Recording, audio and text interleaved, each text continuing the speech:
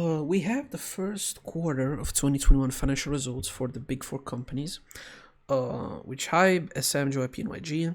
Now, obviously, Hybe is the highest. I think JYP is the second highest in terms of like percentage, and it's YG and SM. So we start with Hybe, they have like $150 million in sales, $20 million in operating profit, and 14 in net income. I think sales. I'm not sure about this, but I think it's probably also taking into account um, streaming because it sounds like they sold millions of records anyway, so it probably has to be with like streaming and other things because uh, even if BTS didn't release a lot of singles or whatever, the streaming numbers for BTS are always big, and I think that probably makes them money when it comes to Spotify, iTunes, and whatever. Alright, and net income obviously, which is $40 million.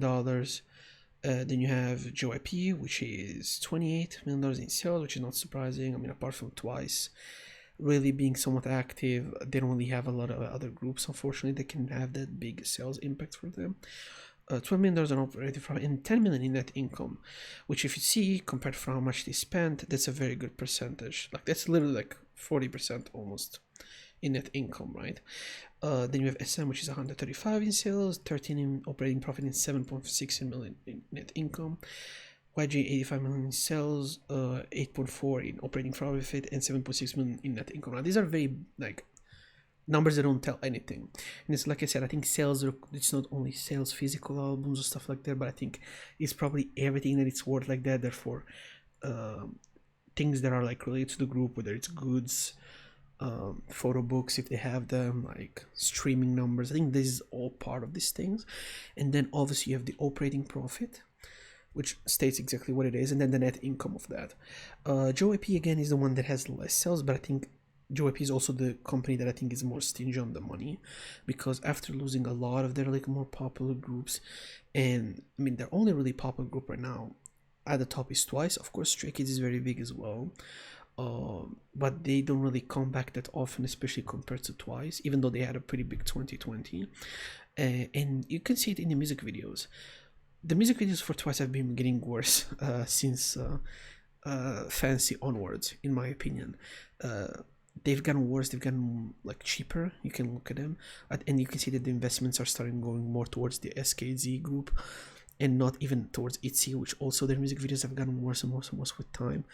And again, because they're not a company that relies on sales a lot, therefore they try to actually just get the biggest percentage of profit they can get off of that. SM though makes a lot of money in sales, but as you see, the net income is lower compared to the other ones. I think the biggest reason for it, in terms of percentage, obviously, I think the biggest reason for it is very basic. It's also a company that invests more. Now, people tell me that is not true, but I mean, I think it's pretty obvious if you just look at the music videos for them, you know, and how much they spend in individual things. Because I don't think people understand that SM really keeps the quality of everything they do at a higher level. You know, if you look at Taemin's comeback, is gonna have aespa recently. Today dropped the song. NCT Dream, they have like different music videos. Yezong, Giant Pink, which is a small artist, she has a very high quality product. She's been pushed, she's being promoted. You know, obviously Shiny, Super M, Kyoyun, like Chanyeol also with his station track, Wendy, like Walter, which is a big comeback, was very hyped, put a lot of money behind it. Baekhyun was one of the biggest singles of the year already. So Super Junior with House Party. So all of this that I'm trying to say is, in of course, when you're a company that invests so much in the aspects of idol culture, which is music videos, promotion, obviously aesthetics and stuff like that, even from things that are not gonna make you a lot of money. Like I always this example for this video for right? Thank you. This video is hella expensive. This video looks like it costs like 200,000, 250,000, right? Now you can say whatever you want, but when you do something like probably like 100,000 more than 200, right? But to spend that much money for a music video, now apply that rule for like say the vast majority of videos that SMS dropped in the first 5 months. So this were like 20 videos. That's already $2 million you should put thrown only on that. Now spend the money on the advertisement, printing like albums, because that's a big part of your money making. Therefore you print a lot of albums, print a lot of goods. So of course they're gonna end up spending more money. Now if I compare it to, like, for example, even when it comes to YG, right? um oh sorry, YG. Let's look at YY by Icon, for example. No, if we look at this music video, for example, for me, like it's telling that it's pretty like cheap. It's 3 or 4 locations, everybody in the same locations. They go and walk in a field, put them in front of a green screen, and that was it, right? It probably took like 12 hours to shoot, and that was it. Maybe a couple of days, but that's it, right? That is not the case for a lot of SM videos, because even though they're not necessarily complex or require different locations, they obviously have a good expense behind it.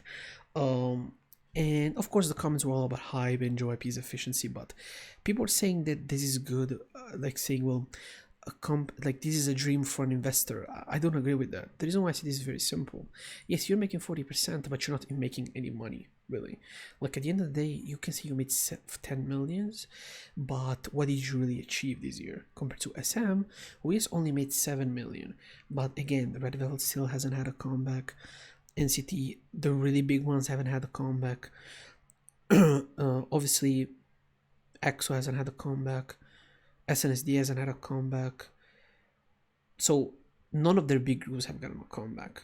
Like, we're talking about like, I mean, Shiny, sorry, had a big comeback. That's true, but Shiny is not as popular anymore as they used to be 3 or 4 years ago. I'm not saying they're nobodies, they're legends, but they're not as popular as Red Velvet right now. You know, the younger fans like newer things. You know, K-pop is a young men's game, a young woman's game. So that's the reality of it.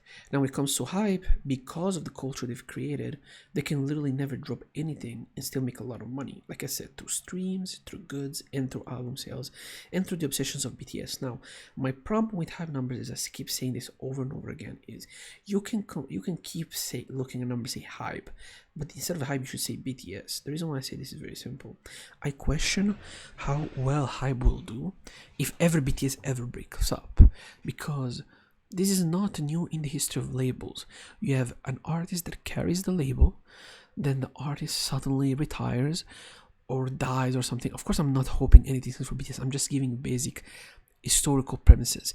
And unless you're able to replace them with an artist that can cover up that much money that they're making, you're probably going to end up not only losing a lot of money in the next years, but probably never ever recovering from it. You know, and one thing you have to give credit to the big three, original big three, is that they're always able to renovate themselves. Now, TXT is doing very well, and they're selling pretty well as well. The problem with that is, again, would you look at GFan, for example? Source is not making them money, you know, at all, actually. Last year, I think they showed, and they were in red, I think. They were losing money off of GFan, because I think Korean fans didn't like the transition they went for. So obviously, the strategy would be like they're doing now in the next year or two, to drop 3 or 4 or 5 new groups. But then you risk to have a situation where, what happens if you have 2 groups that are not very successful, right? What are you going to do with them? Are you going to keep promoting them? Or are you going to use BTS fan base to maybe hopefully lift all these 5 groups together? Then the question is another. You know, because this is something nobody ever talks about Hype, how I still think they kind of scammed BTS. I think the fact that, you know, none of them, like, they've received, I think in total, like almost like 1% of like shares. I think that's really bad. I think they all deserve at least 10-15% total as a group, because I think that's fair. It gives them enough power individually, it gives them enough money individually. You can even say 20%, because they're the reason why they're making this much money.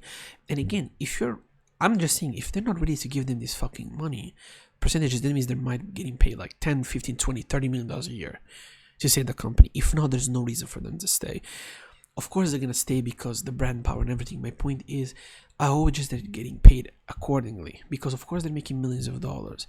But again, it's like if you're LeBron James, you deserve to get paid $200-something million. The brand by itself is gonna make $1 billion off of you being there for 4 years, right? So if BTS stays there for 10 years and the brand keep making billions, I don't want them to make tens of millions in total. I want them to make hundreds of millions in total.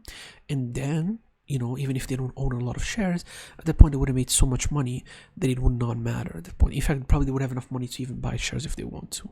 So that is my only concern, that they don't get lowballed, because it can happen in Korea, and it probably will happen. But again, as much criticism as SM is getting, and I think a lot of it is unfair, I also think SM, and I think some of it is fair actually, but I think SM is company is actually going towards the right direction of creating a family environment. Boa is a board member.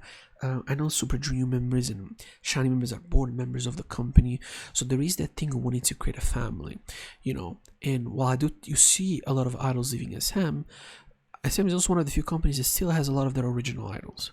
YG still has only Big Bang as far as I understand, and JYP is only 2PM. But as I expect, probably 2PM will also end up leaving JYP. My point is, if you look at the history of labels, it's hard for people to stay in that label for long. And the fact that I think specifically SM was able to do it with not only one group, but with multiple groups, it's very, very hard, you know. And no matter what you think about them, I think that these investment they're doing right now, I mean, to be fair, they're probably gonna make more money also because they're not touring, and touring is a huge part of SM's sales, similar to I think JYP as well with Twice and whatnot. But it would be interesting to see what they do with it and how they how they do when Corona is not here, and you know, will we ever get an SNSD comeback? Probably never. But yeah, I mean, obviously there's the old comments people talk about, like, as they know what they're talking about, but you know, I don't know what I'm talking about, but you know, I'm making a video about it, so I don't know, maybe somebody can watch it. But yeah, just to not keep talking about nothing for like 20 minutes. This shows exactly what I expected. Hybe performed the best because they're the biggest, they have the biggest group, obviously, by far. I expected YG to perform better, honestly, but I mean, iKON has lost a lot of popularity, unfortunately, after the BI controversy, and probably lost a lot of sponsorships and a lot of things like that. SM is doing great, in my opinion. Like, I think the profit might turn people down, but I think you're gonna see it like by the time it's like the second part, which is gonna be from May till August. You're going to see them making way more money than people think, because a lot of their big comebacks came in May. So yeah, it will be interesting to see. I think JYP is gonna do bad, I think, this year overall, even though they started very good. I question if they're gonna be able to keep being this good in throughout the year. And YG is probably gonna do better as well, with Blackpink and Winner and other groups also coming back in the future, and hopefully they have a big single during the summer, during the winter. Hybe will be consistent. I don't think you're gonna see some crazy sparks. People talk about when BTS comebacks. Well, when BTS comes back, that means you're also gonna end up spending more money. Whether it's the music videos, whether it's the promotions, paying all the people that work with you. So while you say it's, I make 100, you're still gonna have to probably spend 25, 30. So it's probably gonna end up, you know, we're gonna make a little bit more in terms of this. Let's say it's 13. If BTS had a comic, probably be 20, right? 23. But I don't see it being like 40 or 50, because the amount of money you would have to spend will end up not making so that it goes over 25. So yeah, I think SM is gonna stay steady. So I expect it to be like probably in 4 months, something around like income probably like 40 million. JYP is probably gonna be 15 to 20. SM is gonna be 15 to 20 as well, and I think YG is probably gonna be as well, like probably a little bit higher, 20 to 25. Just off of normally how these companies tend to do. SM never does pretty well during the summer. JYP doesn't do great during the summer. I mean, to be fair, like, I don't have an idea. I'm just based on the fact that BTS is gonna have a comeback in recent times, in a very short time, and YG doesn't never do well during the summer, unless it's Big Bang. So yeah, what do you think? Do you think that SM is done as a company? Of course they're not. Do you think that they should change the strategy? Do you think the JYP maybe should we start focusing more on the musical aspects, since they're not selling enough, in my opinion? Or what do you think? What do you expect from this? How do you see it going? Do you agree with me though that BTS should have gotten more than 1% of shares? That's the only thing I'm asking you. And if you like the video, leave a like, comment, and subscribe.